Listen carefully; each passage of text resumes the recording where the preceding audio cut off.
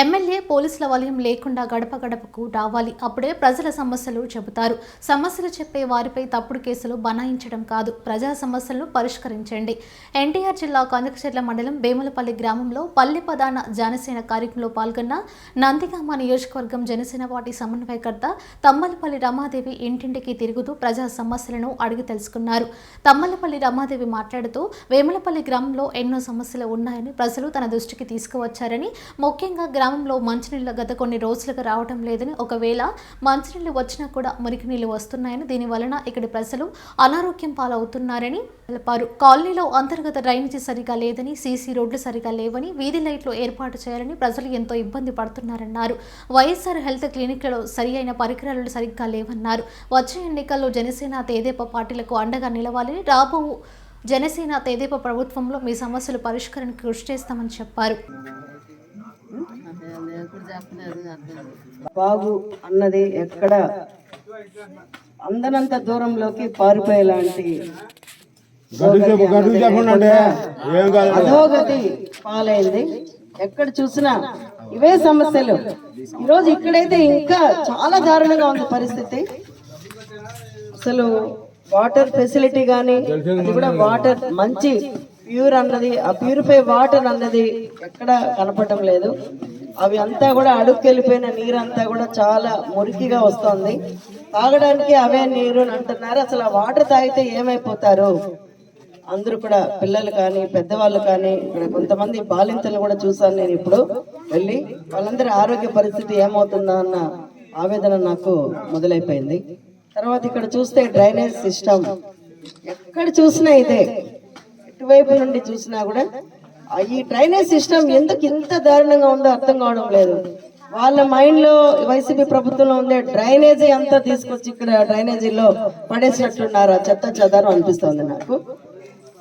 చాలా అధికారుల గురించి అయితే ఇంకా నేను ఏమన్నా అర్థం కావట్లేదు. నాకైతే అన్ని రంగాల్లోని అధికారుల పైన చాలా గౌరవం ఉండేది ఒకప్పుడు. ముందు వెనక ప్రభుత్వాలు కూడా ఎక్కడ కూడా ఇంత దారుణమైన పరిస్థితి ఏ ప్రభుత్వము అయితే చూడలేదు. ముఖ్యంగా టీడీపీ ప్రభుత్వంలో రోడ్లు అయితే ఏమి, డ్రైనేజ్ సిస్టమ్ కానీ, పంట పొలాలకైతే కూడా, తర్వాత మనకి నేషనల్ హైవేస్ కానీ అన్నీ కూడా చాలా బాగుండేవి. మెయింటెనెన్స్ కానీ చక్కగా ఉండేవి. ఇప్పుడు చూస్తే ఎక్కడ చూసినా పరిస్థితి సాగునీరు రోడ్ల దుస్థితి చూస్తే చాలా అధ్వానంగా ఉంది. రోడ్ల పరిస్థితి ఎన్ని యాక్సిడెంట్స్, ఎన్ని ఫ్రాక్చర్స్ చెప్పలేము. ఇక్కడైతే మలేరియా, డెంగ్యూ లాంటివి చాలా ఫీవర్స్ పిల్లలకి అటాక్ అవుతున్నాయి. ఆల్రెడీ చాలా మంది సఫర్ అవుతున్నారు. వాటికి సరైన వైద్యం చేయించుకోవడానికి కూడా ఇక్కడ ప్రైమరీ హాస్పిటల్స్ లో కనీసమైన వైద్య పరికరాలు కానీ, సదుపాయాలు కానీ లేవు. 100 పడకల ఆసుపత్రిని తీసుకొస్తానని అబద్ధపు ప్రమాణాలు చేసిన ఇక్కడ నందిగామ నియోజకవర్గ ఎమ్మెల్యే మొండితోక జగన్మోహన్ ఏం చేశారు నేను ఇక్కడ అడుగుతున్నాను, నిలదీస్తున్నాను. నేను కాదమ్మా, ఏసై గుడి ముందే ప్యాసిపోతే చుట్టూరు వచ్చి నిలబడితే దిక్కులేదు. వీడికి డ్రైనేజ్ కట్టుకుంటానికి దిక్కులేదు. అవునా కాదమ్మా? అవునండి, అవును. ఊళ్ళో పేసల్ని వచ్చి ఎదురుగా నిలబడితే మురుగుతుంటే రోడ్డు వెనక్కి తుప్పట పోతున్నారు. తర్వాత వీళ్ళు గడప గడప ప్రోగ్రామ్ అని చెప్పి వస్తుంటే వచ్చే వాళ్ళు 10 మంది లేరు. రాజకీయ నాయకులు గాని, అధికారులు గాని 10 మంది లేరు. కానీ పోలీసులు మాత్రం 20-30 మందిని తీసుకొస్తున్నారు. ఎందుకు? వాళ్ళ నోటి వెంట మాట రాకుండా చేయడానిక, భయపెట్టడానిక, బెదిరించడానిక, సమస్యలు చెప్పిన వాళ్ళపైన తప్పుడు కేసులు బనాయించి వాళ్ళని అణగదొక్కడానిక, వాళ్ళలోని ఆవేశాన్ని, వాళ్ళ యొక్క బాధను. దీనికి ఏంటి పరిష్కారం?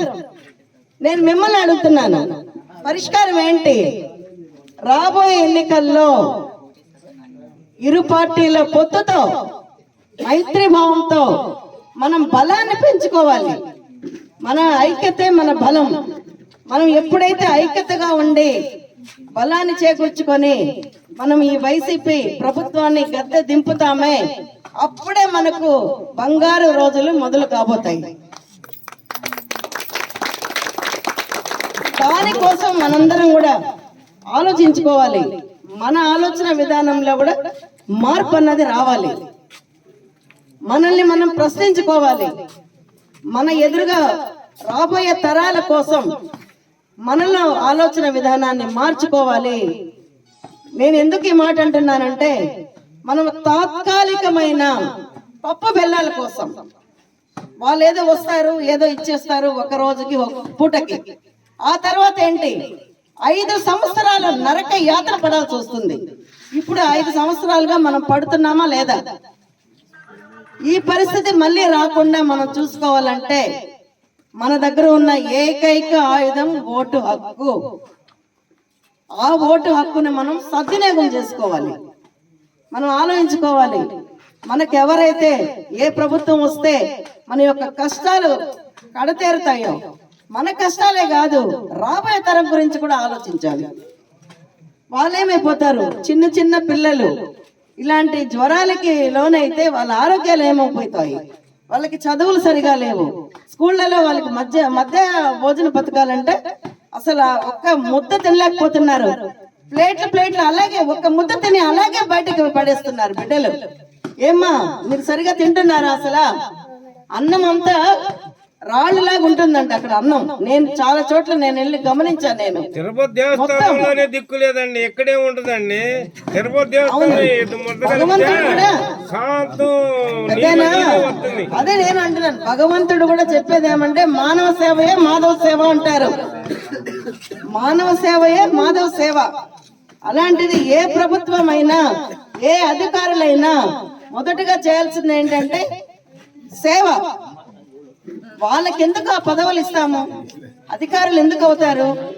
వాళ్ళు 10 మందికి సేవ చేయడానికి వారికి సంక్రమించిన అధికారాన్ని, కర్తవ్యాన్ని, విధులను వాళ్ళు సక్రమంగా నిర్వహించుకోవడం కోసమే పదవులు గాని అధికారాలు గాని. అలాంటి పదవులు అధికారాలు వాళ్ళు సక్రమంగా చేసుకోలేనంటే వాళ్ళు అన్ని జరగాలి. స్కీమ్స్ ఏమున్నాయి, ఫండ్స్ ఏమున్నాయి, సెంట్రల్ నుండి వచ్చే స్కీమ్స్, ఫండ్స్ అన్ని వాళ్ళకి కరెక్ట్ గా అమలు అవుతున్నాయా లేదా? నా ఎస్సీ, నా ఎస్టీ, నా బీసీ, నా మైనారిటీ అని చెప్పుకోవడం కాదు, మాటల వరకే పరిమితం చేయడం కాదు, ఆచరణలో పెట్టి చూపించాలి. ఈ రోజు మా జనసేన అధ్యక్షులు పవన్ కళ్యాణ్ గారు, మన పవన్ కళ్యాణ్ గారు, ఆయన 10 సంవత్సరాలు అయింది జనసేన పార్టీ పెట్టి. ఒక్కరికి ఒక్క పదవి లేదు పార్టీలో.